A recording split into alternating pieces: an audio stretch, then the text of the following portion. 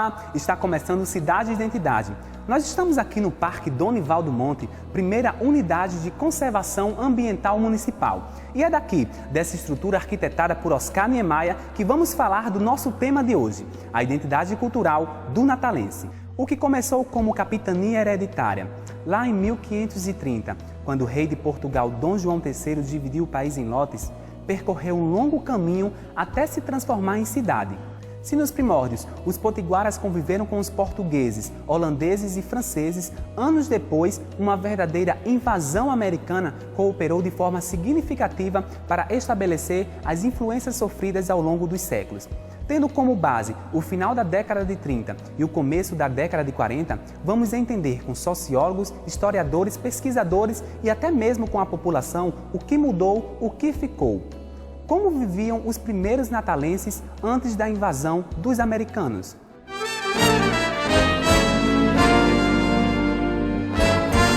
Fala, Enderval, eu estou aqui na Fortaleza dos Reis Magos, esse marco para a nossa cultura, nossa história da nossa cidade.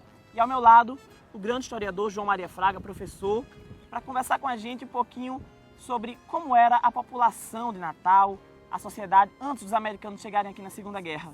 A presença americana aqui em Natal durante a Segunda Guerra Mundial é, na verdade, uma quebra de paradigma no modo de vida da cidade. Natalenses que aqui viviam tinham uma vida extremamente pacata. O lazer, basicamente, era o nado aqui no Rio Potengi, através da travessia do Potengi aqui de Natal para a Redinha, ou através de lancha, bote, barcos. Redinha nessa época era uma praia de veraneio, assim como Ponta Negra também, era uma praia de veraneio.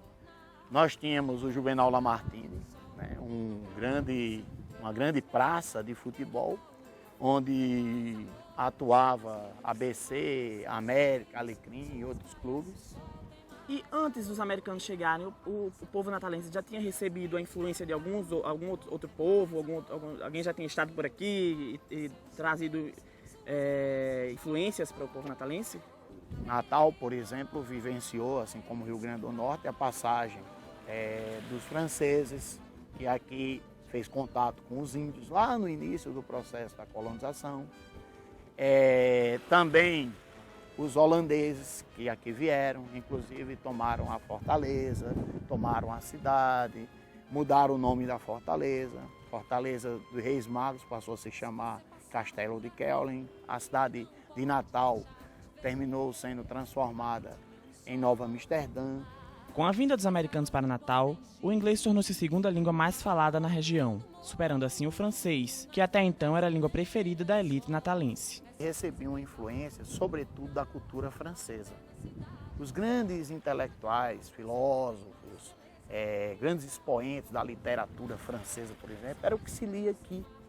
Os nossos intelectuais, eles bebiam muito na cultura francesa. A chegada dos norte-americanos trouxe grandes mudanças para a vida da população natalense, que até então era acostumada a viver numa cidade pacata. A presença mais marcante do ponto de vista de mudanças de comportamento, de hábitos, realmente, é a presença norte-americana durante a guerra. Então é isso, professor. Agradeço demais por você compartilhar o seu conhecimento com a gente. O Enderval é com você. Uma verdadeira quebra de paradigmas. Assim ficaram conhecidos os primeiros anos em que os americanos vieram a Natal. Engana-se quem pensa que apenas os pesquisadores e historiadores perceberam essas transformações. O povo também percebeu. Na época, era muito marcante em relação à bebida quente, uísque, essas coisas, né? Nome de ruas, nome de restaurante, condomínios, tem muito essa influência. Bom, assim, a modificação principal que eles trouxeram realmente foi esse boom que se teve aqui, que foi o desenvolvimento. Desde a criação do aeroporto, que serviu de base realmente para os americanos no período da Segunda Guerra Mundial. Eu acho que nessa época nós aderimos muito à cultura deles, em vários aspectos. Aspectos de comida, dias, fala muito boy, man. Eu acho que o Natal foi uma das primeiras cidades a usar calça jeans por causa dos americanos. Mas assim, acho que o avanço que se teve foi muito bom, foi muito positivo. Esse crescimento também, desde o aeroporto, se teve essa agregação, até o pessoal do interior veio trabalhar aqui. Essa interação que se teve, cultura foi muito importante para o Rio Grande do Norte, realmente. Acho que isso foi um dos pontos mais positivos que se teve. Se você passar por aqui, não pode deixar. Olá, a gente está aqui falando sobre a interferência dos americanos na Segunda Guerra na nossa sociedade, na sociedade potiguar. E a gente tem um convidado excepcional, Vicente Cerejo, que vai falar sobre essa questão relacionada à guerra a partir dos estudos de Câmara Cascudo. E aí eu faço uma pergunta, Vicente. Os estudos de Cascudo traz informações valiosas desse período? Não, Cascudo não foi propriamente um historiador da presença dos americanos em Natal, embora ele tenha feito parte do esforço de guerra e de um esforço voltado para o treinamento da população na hipótese de alguma invasão, de algum bombardeio, né? O professor Vicente Cerejo destaca o nascimento da cidade e a hospitalidade da população em receber os americanos. Então, a presença americana que existe nessa informalidade, nessa cidade aberta ao mundo, que nós somos na verdade. Cascudo diz uma coisa muito interessante sobre Natal, é que Natal já nasceu cidade, ela não foi vila nem povoado, ela já nasce cidade. Mas ela nasce uma cidade presente em todos os mapas marítimos e todos os mapas aéreos do mundo. Ela já tem essa presença. Natal é uma cidade aberta ao mundo, né? É uma cidade do mundo, né? Você vê que Natal é uma cidade aberta o tempo todo ao mundo, ao que acontecia no mundo, né? É estranho, mas ela aqui foi lugar de ataque de franceses, portugueses e holandeses. Ela depois é ponto de pouso dos grandes aviadores do Atlântico. O encontro de culturas ultrapassa as barreiras do idioma, interferindo também nos costumes. Natal sempre viveu aberta às coisas do mundo. E talvez por isso nós sejamos menos provincianos do que as outras cidades, as outras capitais do Nordeste. Nós nos habituamos a essa vida aberta ao mundo, aberta às visitas internacionais. Aqui nós tivemos grandes escritores internacionais, grandes artistas que passavam para se apresentar junto às tropas americanas, para relaxar os soldados americanos, entretenimento. Por aqui passou o rei Faisal, que na época era um príncipe Faisal, né? Por aqui passou Marlene Dietrich, né? Por aqui passaram grandes, Tyrone Power, grandes artistas americanos que faziam escala em Natal a caminho da Europa, com o primeiro pouso sendo em Dakar, para se apresentarem para as tropas. Então Natal sempre foi uma cidade aberta. Quer dizer, no início do século, Natal já tinha os primeiros hotéis, o Grande Hotel já abrigava oficiais norte-americanos, né? Políticos, e eu acho que isso foi uma influência marcadamente ao longo de sua história, mas que se torna muito mais importante a partir de 42, quando o Brasil entra, né, aliado dos países, como companheiro dos países aliados, contra os países do eixo. E nisso a gente vê também a questão da importância desse pacto, dessa aliança, dos dois lados, né? De Natal ser importante para os americanos e também serem importantes para a nossa cultura hoje, para tem resquícios, tem um legado disso, né, para a cidade.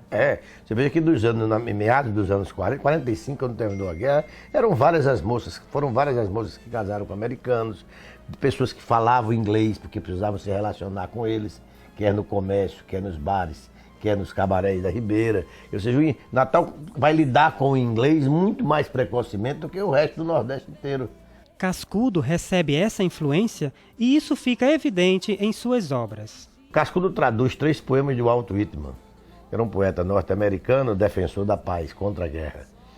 E possivelmente uma influência de americanos que, quando estavam tomando sua cerveja, quando estavam festejando nos horários de folga, eles declamavam poemas de Walt Whitman.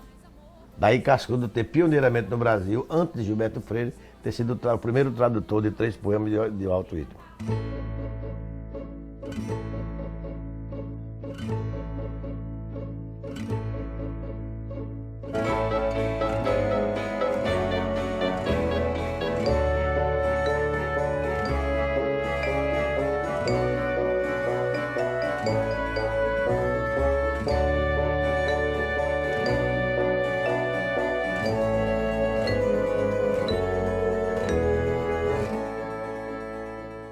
A gente agradece agora a participação do Vicente Cerejo, ele que é professor, também contribui para a nossa sociedade fazendo as suas contribuições para o jornalismo também. E agora é com você, Wenderval. Várias foram as transformações com a chegada dos americanos à capital potiguar. E depois do intervalo, vamos conversar com 2 personagens que vivenciaram bem essas mudanças. Voltamos já!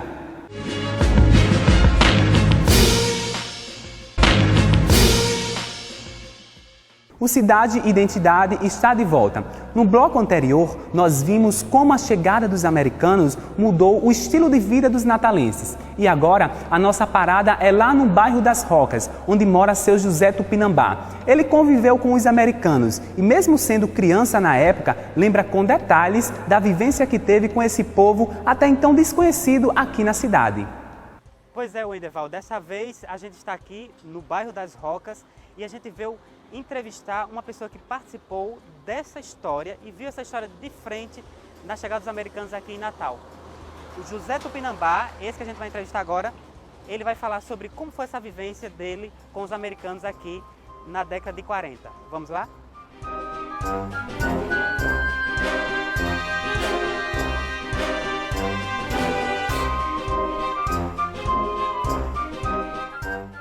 Bom, e agora a gente já está aqui no aconchego, na casa do senhor José Tupinambá. Qual foi o primeiro contato que você teve com os americanos? Em 1935, quando eu cheguei aqui na frente tinha uma mata. Era mata de azeitona, os pés de azeitona, de cajueiro. Então, em 41, os americanos contrataram os brasileiros para derrubar a mata. Aí depois que fizeram a limpeza, aí as máquinas começaram a planear os americanos, tomar cafezinho com eles lá embaixo das asas dos aviões. Eles tinham muito respeito pelas pessoas. Eles procuravam mesmo fazer amizade. O que ficou daquela época foram as lembranças. Eu era muito novo ainda, ainda estava estudando no curso primário. Não tinha condição de aquilatar o inglês, né? E mesmo eles falavam português, claro. Dava para entender muito bem. Eles já vinham de lá preparados para se comunicar com a população. Não precisavam de intérpretes, não. A gente conversava o que eu sabia dizer, eu dizia a eles. Quando muito ia ao matinê, lá na Ribeira, no Cine Rival, que era localizado lá na rua Frei Miguelinho. Era só o que a gente podia. Ou então, quando um adulto nos acompanhava, a gente ia ao matinê do Rex, os cinemas antigos que existiam. Os momentos que os americanos deixaram foram de amizade. Eles faziam o cafezinho, aqueles cafezinhos deles de pó. E servia a gente. Saía aqui, passei no canto do Mangue, ali onde tem aqueles armazéns, ali era a maré de um lado e de outro. Tinha uma estradazinha de barro para automóvel e tudo. Eu ia caminhando ali, parou o carro daqui. Aí o americano olhou, ô boy, vai para onde? Eu digo, eu vou aqui para perto, suba. Aí eu entrei, era pertinho, mas eu entrei. E ele perguntou algumas coisas, ele conversando, perguntou onde eu morava. Eu digo, moro lá pertinho da rampa, eles sempre me chamavam rampa, lá da base, né? E ele perguntou outras coisas, tudo, eu respondia. E quando chegou na porta do correio, parou, eu agradeci. E ele desejou boa sorte e foi embora. De vez em quando ele passa. Quando ele me avistava por aqui, que ele passava, ele dava com a mão. Ele ficou me conhecendo. A experiência mais marcante foi ver os presidentes do Brasil e dos Estados Unidos. A gente estava lá no alpendre de casa, e o movimento de carro, oficiais da Marinha, tudo de branco, tudo. Aí eu pedi licença a meu pai para ele dar uma olhada, saber o que era. Ele disse, cuidado, não vá se meter no meio do povo. Eu era quietinho. Então eu fui, cheguei lá e perguntei a uma pessoa, o que é que está havendo aí? Aí disse, rapaz, é o presidente Getúlio Vargas e o presidente dos Estados Unidos estão aí. Aí passaram, Getúlio dando com a mão, Roosevelt também, tudo alegre, contente. Aí eu fiquei conhecendo Getúlio pessoalmente. À altura dos seus 87 anos, os momentos agora são dedicados a um blog, onde ele conta essas histórias, e também a um livro que foi publicado. Os americanos passaram aproximadamente 4 anos aqui em Natal. Eles trouxeram avanços significativos para a cidade, mas trouxeram também um sentimento em comum naqueles anos: o medo. E para falar sobre esse assunto, Fernando Campos foi até o bairro da Ribeira para conversar com Sebastião Azevedo. E é nessa casinha aconchegante que vive o seu Sebastião Azevedo. Ele, que assim como o seu José Tupinambá, também viveu em Natal durante os tempos de guerra. Era pequenininho, rapaz, pequenininho, que eu só tenho 79 anos. 42 eu tinha quanto? 6 anos, né? Me lembro pouca coisa. E apesar de ser apenas um garotinho na época, lembra-se muito bem do medo que os adultos sentiam. Me lembro que minha mãe dizia, vamos botar papel nas janelas para não... que era proibido acender luz, né? Sim, porque tinha o blackout, né? A partir de certa hora tudo tinha que ficar escuro. Você só podia acender lamparina. Isso mesmo com os papéis nos vidros das portas. Né? Que era para não vazar luz para as ruas. Nada.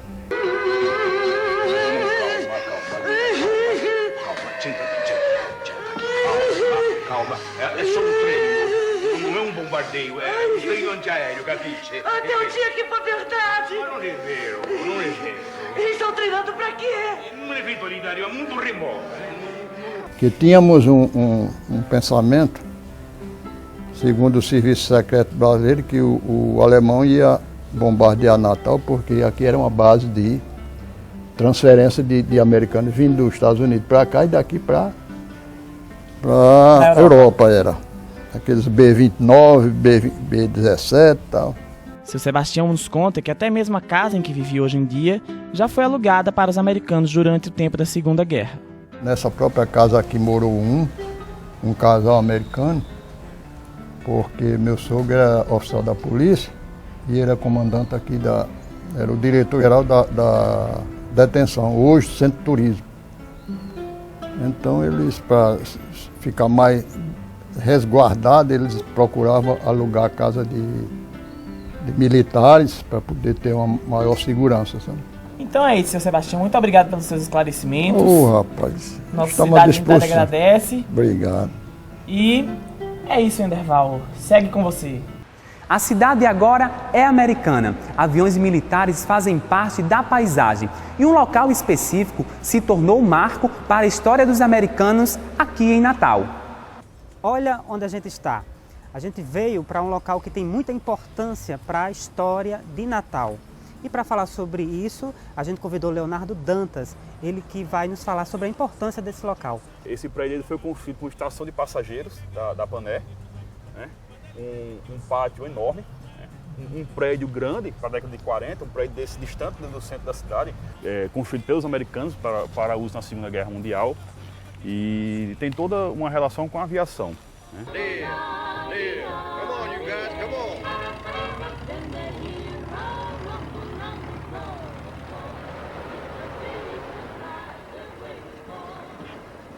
Lieutenant Collins?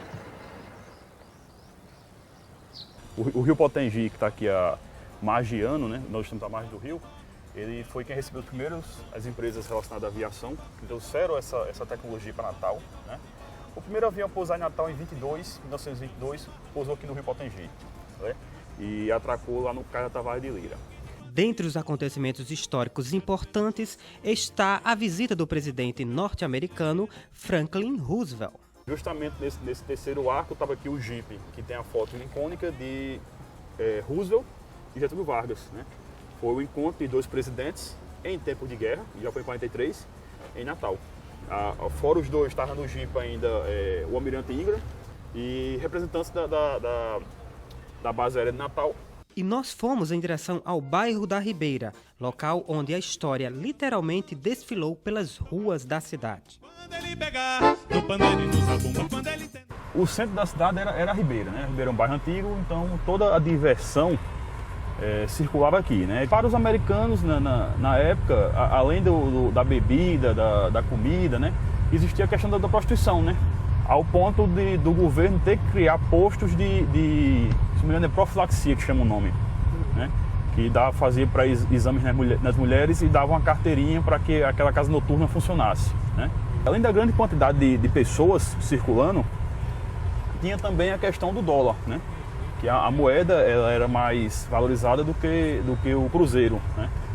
Fala-se que era 1 para 20, então cada $1 valia 20 cruzeiros, então o cara vendia o refresco a 1 cruzeiro, ele vendia $1, só que na verdade ele estava ganhando 20 cruzeiros, né? Falar sobre a história de Natal passa pela Ribeira. Era aqui onde tudo acontecia.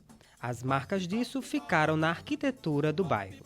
A cidade se modernizou, não somente em suas construções, mas também nas características do seu povo.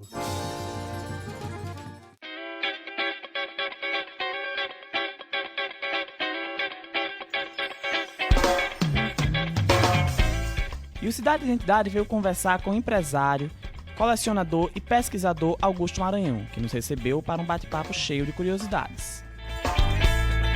Augusto, seja bem-vindo ao nosso Cidade Identidade. E eu queria saber, assim, para você, que é pesquisador, colecionador de objetos históricos, qual foi a maior influência que os americanos deixaram na população? A minha colocação sobre Natal na Segunda Guerra, a influência americana, eu acho que está no nosso jeito de ser, o nosso dia a dia, o que modificou o natalense no seu modo diferente de ser nordeste. Nós somos um nordestino diferente, com a presença americana aqui praticamente durante 5 anos, ou 4 anos, né? 41, 45, apesar de ter ido embora em 46. Como a nossa cidade é uma cidade pacata, esse enraizou o comportamento norte-americano e a gente foi mudando o nosso jeito de ser, de vestir, de conversar, de tolerar. Eu acho que essa é a maior contribuição. Augusto alega que, diferente das consequências causadas pela guerra, o legado deixado para a cidade de Natal foi muito positivo. O empresário afirma que, devido à influência dos americanos que estiveram por aqui durante o período de guerra, o natalense tornou-se um povo de mente aberta. Falam-se muito que o potiguar não tem autoestima, né? Como, digamos, tem o pernambucano, o baiano, o paraense. Mas, pelo contrário, eu acho que a questão não é de autoestima. É que a gente é tão, digamos assim, cosmopolita, que a gente convive com todas as tribos. E isso, no meu modo de ver, é uma influência norte-americana. Então você acha que o natalense ele preserva a sua cultura? Porque muita gente diz, natalense, como você falou, né? Natalense não tem identidade e tal. Você acha que o natalense ele preserva a seu modo a identidade natalense? No meu entender, eu acho que o nosso grande mérito é ser exatamente isso. Não é questão de não ter identidade cultural, mas ser uma identidade cultural eclética, uma identidade cultural que admite discutir com todas as tribos e conviver pacificamente numa boa. Eu acho que esse jeito da gente de ser tão hospitaleiro, e eles falaram sobre isso, que Natal foi a cidade onde os americanos foram melhor bem acolhidos. Recife tem aquele lance, anti-imperialismo, não sei o quê, mas aqui eles se sentiram em casa. E é verdade, porque aqui eles estavam em casa, não é verdade? Augusto aproveita para nos mostrar os itens de sua coleção aos quais ele tem mais apreço, como a roupa do tenente Emil Peter, a adaga alemã e o cap original da Segunda Guerra do almirante Jonas Ingram. O que eu acho mais importante aqui é essa farda aqui, que pertenceu a um tenente navegador da Força Aérea Americana, do tenente Emil Peter. E é isso, nosso Cidade Identidade agora segue. É com você, Wenderval. Diferente de hoje, na década de 40, as pessoas obtinham informações basicamente através dos jornais impressos. O jornal A República, veículo de informação do governo, teve um papel fundamental para difundir as transformações que a cidade sofria. nós fomos até o arquivo público conferir de perto o que era notícia na época.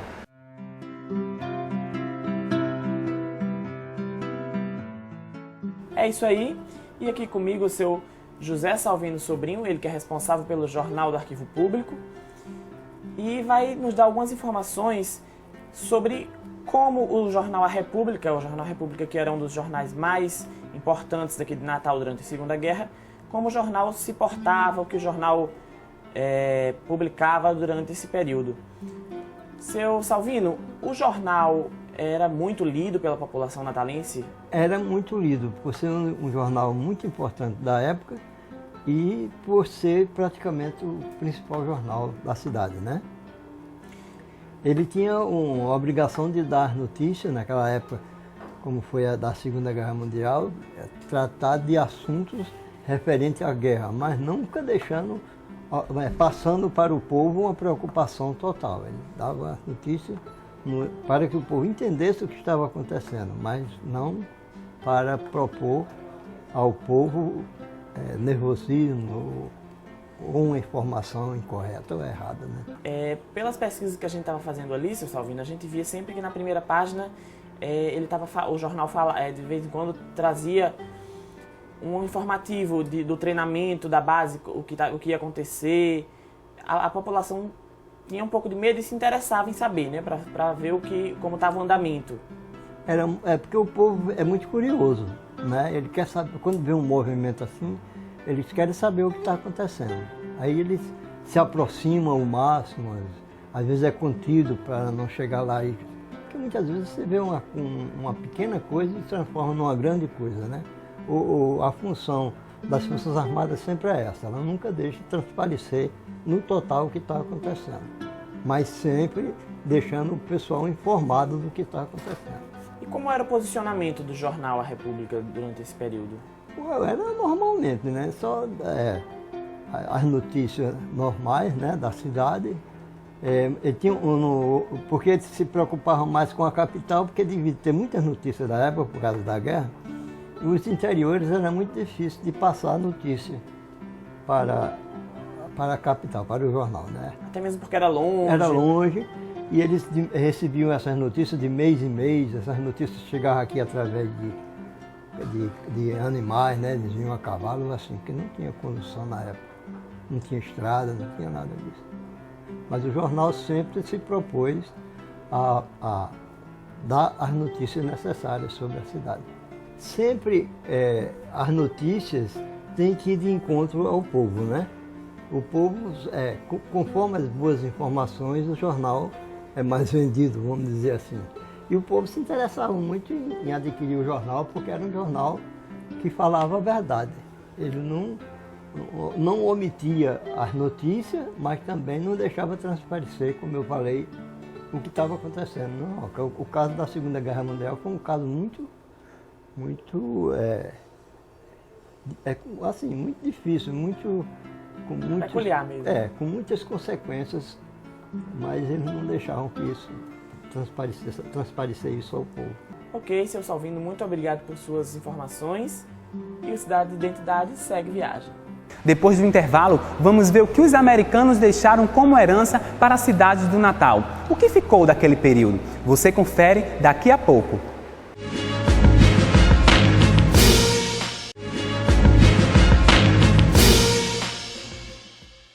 O Cidade de Identidade está de volta. Os americanos passaram aproximadamente 4 anos aqui em Natal. Foram transformações significativas retratadas nos jornais da época, nos estudos de muitos historiadores e nas lembranças de quem viveu naquele período. Mas o que ficou como herança? O que os americanos deixaram como legado? Tiveram várias influências, né? Mas dentre as que eu conheço, a vestimenta como o jeans, né? O chiclete, algumas expressões que a gente utiliza falando no nosso dia a dia. O oxente, né? Que eles utilizavam oxente. Eu acho que me chama mais atenção realmente essa cultura desses fast foods também. Essa pressa que se tem em ter tudo em tempo real, em ter tudo rápido, em fazer 1000 coisas ao mesmo tempo, realmente. Esse baque na cultura que tem assim, eu preciso comer aqui rapidinho, vou ali, tipo no McDonald's, e vou correndo porque eu tenho que falar aqui com o pessoal da empresa. Esse baque, assim, realmente, agilidade, foi muito deles mesmo. E fazer 1000 coisas ao mesmo tempo. E mostrar pra gente que a gente tem essa capacidade também. O hip hop, eles trouxeram, né, música, estilo musical. Eles também nomearam as ruas do Alecrim com números A1, A2, A3, A4, A5. Tem roupas que já vieram de lá, que também são importadas, trazem pra cá e há uma mistura. Porque aqui também é a cidade de sol, né? Aí pegam roupas de lá e trazem pra cá, modificam um pouco, mas a identidade realmente é de lá. Nós sempre achamos os americanos, assim, como parentes da gente. José Pinheiro analisa como essas interferências chegaram até os dias atuais, a partir do intercâmbio com os americanos.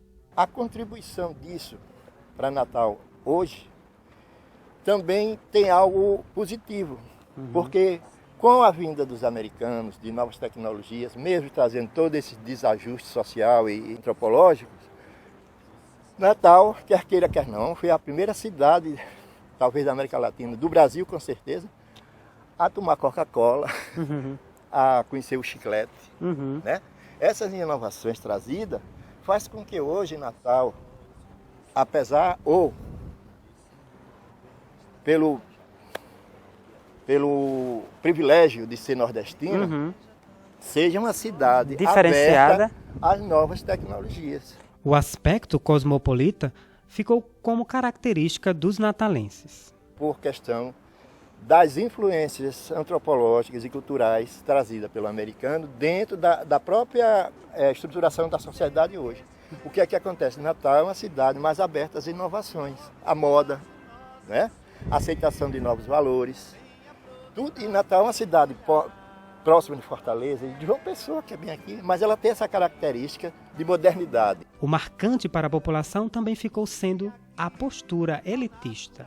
A gente vê até um fato surpreendente, que é Natal ter as maiores frotas de carros novos só perto para Brasília. Uma cidade do Nordeste, com uma população economicamente não tão bem como São Paulo ou Rio, mas que tem a maior frota de carros novos no Brasil. O que mais caracterizou Natal, dentro das influências americanas, foi essa visão elitista da cidade. Essas foram as análises feitas pelo sociólogo e antropólogo José Pinheiro Barbosa. E quero agradecer, Pinheiro, por essa oportunidade de falar com a gente no nosso programa. É um prazer imenso. Ok, muito obrigado. É com você, Wenderval. A identidade cultural não é algo estático, imutável. E nós percebemos bem isso aqui em Natal. A cidade sofreu transformações que são sentidas até hoje, no vestir, no falar, no gosto. Nós temos uma identidade e ela não precisa ser igual a de nenhuma outra cidade. Afinal, que outra capital do país viveu esse período de guerra e recebeu tantas pessoas diferentes? Nós temos uma identidade, ela existe e é única. E no próximo programa vamos conhecer a culinária do interior do nosso estado. O Cidade e Identidade vai ficando por aqui. Voltamos na próxima semana. Tchau!